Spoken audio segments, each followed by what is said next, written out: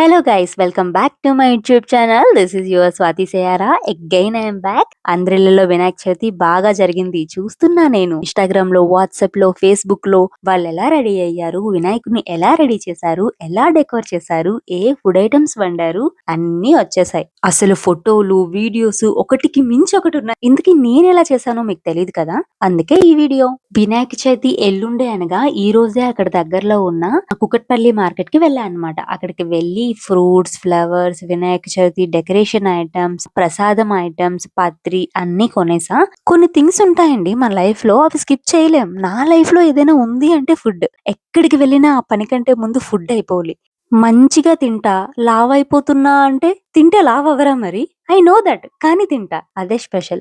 And ఇక్కడ కూడా same, panipuri అంటేనే వీక్నెస్, దానికొచ్చి ఇక్కడ డిఫరెంట్ డిఫరెంట్ ఫ్లేవర్స్ ఉన్నాయి. అసలు గర్ల్స్ కి పానీపూరి అంటేనే పిచ్చి.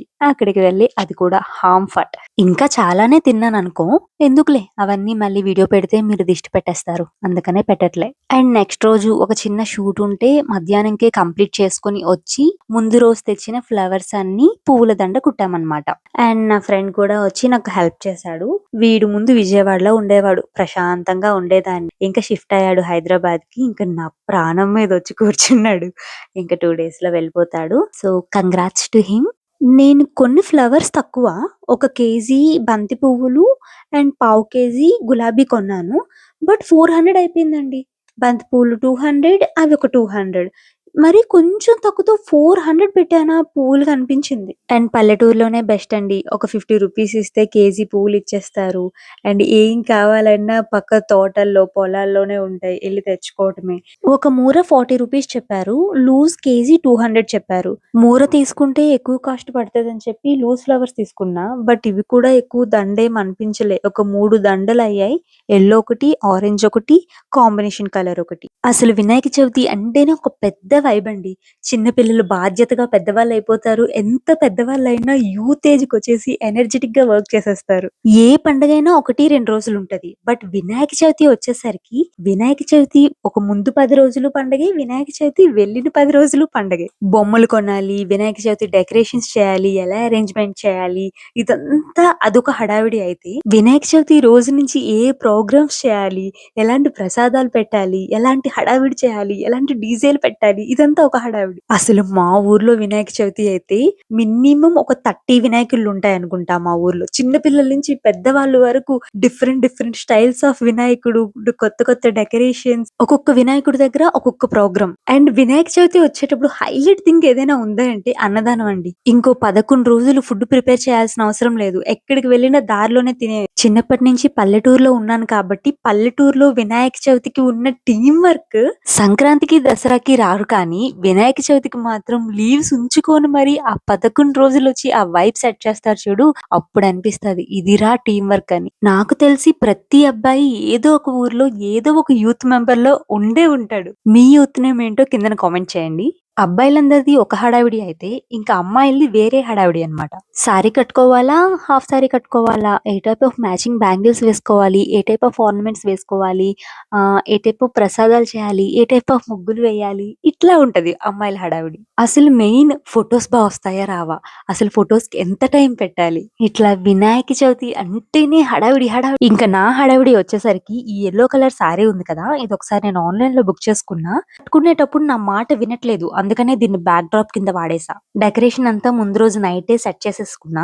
ఇంకా ఫెస్టివల్ అంటేనే ఇల్లంతా ధూపంతో నింపేయాలి, అసలు టెంపుల్ ఫీల్ వచ్చేయాలన్నమాట. అందుకనే నేను ధూపం కూడా ఇల్లు మొత్తం పెట్టేశా. అండ్ ఎర్లీ మార్నింగే నా ఫ్రెండ్స్ కూడా వచ్చేసారు, వాళ్ళు బొమ్మ తేయడానికి బయటకు వెళ్లారు. అసలు వినాయక చవితి రోజు ఏంటో కంప్లీట్ డే మొత్తం వర్షమే పడుతుంది. వినాయక చవితి అంటే వర్షం పడుతుంది, we know that, but entire day పడింది ఈ సంవత్సరం. పూజ స్టార్ట్ చేయకముందే నేను టిఫిన్ చేసేసా అండి, ఎందుకంటే నేను ముందు రోజు నైట్ అంతా ఫాస్టింగ్ ఉన్నా. అపోలోలో ఫుల్ బాడీ చెకప్ కోసం ఎర్లీ మార్నింగ్ స్లాట్ బుక్ చేసుకున్నా. నాకు ఎర్లీ మార్నింగ్ స్లాట్సే దొరికాయి. 5 బాటిల్స్ ఆఫ్ బ్లడ్ తీసుకెళ్లాడు, కళ్ళు తిరిగాయి నాకు, అందుకని ఇంకా టిఫిన్ చేసేసా. నార్మల్ గా పూజ చేసేటప్పుడు ఉపవాసం ఉండాలి అంటారు. ఉపవాసం అంటేనే దేవుడికి దగ్గరగా ఉండడం. ఉప అంటే దగ్గరగా, వాసం అంటే ఉండడం. దేవునికి దగ్గరగా ఉండడం. అంతేకానీ ఖాళీ కడుపుతో పూజ చెయ్యు అని ఏ దేవుడు అడగడు. నేను అలా నమ్ముతాను కాబట్టి టిఫిన్ చేసి పూజ చేసినా ఏం కాదు అని చెప్పి నేనింక టిఫిన్ చేసేసా. అసలు ఈ డెకరేషన్ గురించి మాట్లాడుకుంటే మనం అసలు ఆలోచించాలా చెప్పండి? ఇన్‌స్టాగ్రామ్, యూట్యూబ్ ఓపెన్ చేస్తే చాలు కొత్త కొత్త ఐడియాస్‌తో ఎంతో మందుంటారు. వాళ్ళ ఐడియాస్ మనం ఇంప్లిమెంట్ చేస్తే అయిపోయే. మన దగ్గరున్న సింపుల్ ఐటెమ్స్‌తో చాలా చక్కగా ఇలా చేసేయొచ్చనమాట.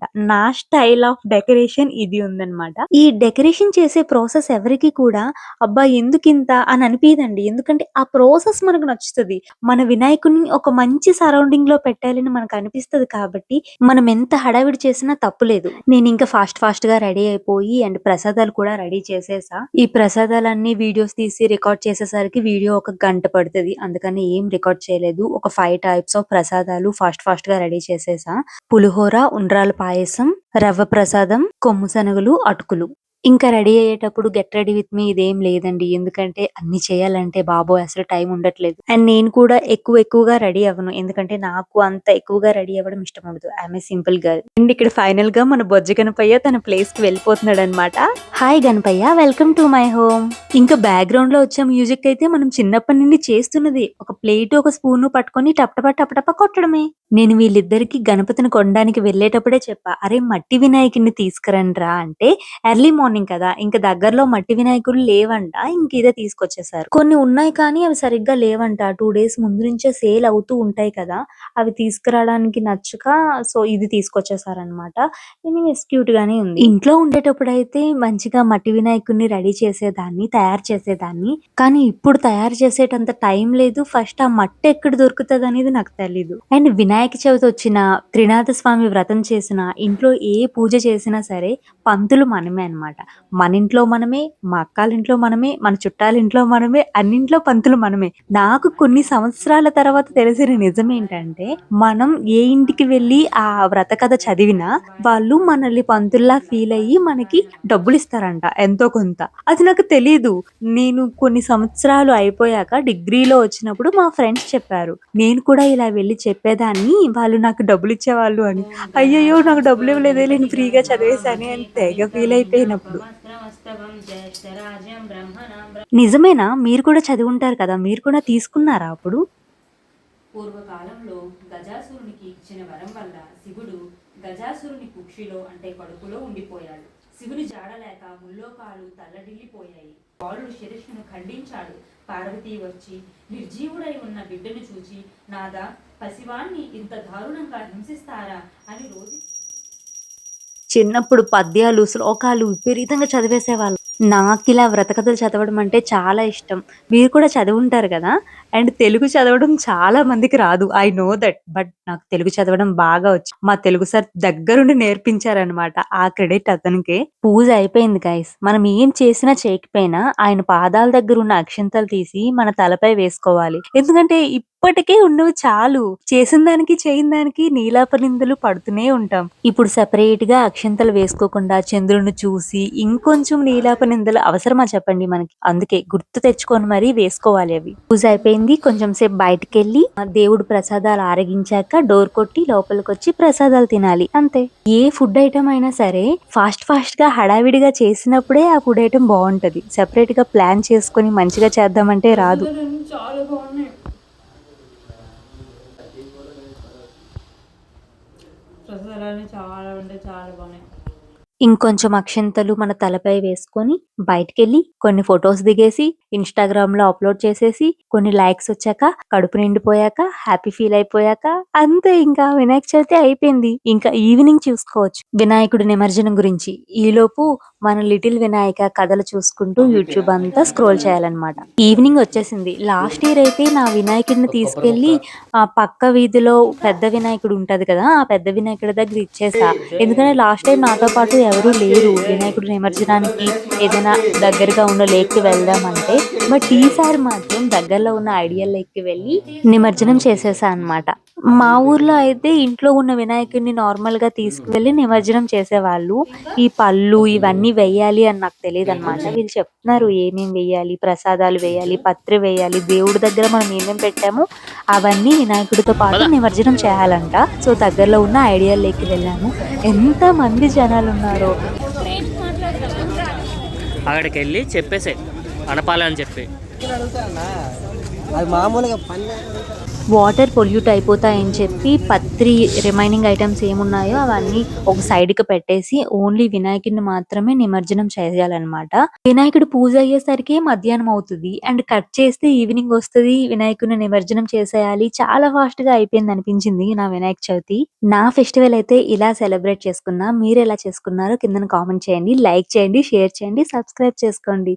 Thank you so much for watching my video.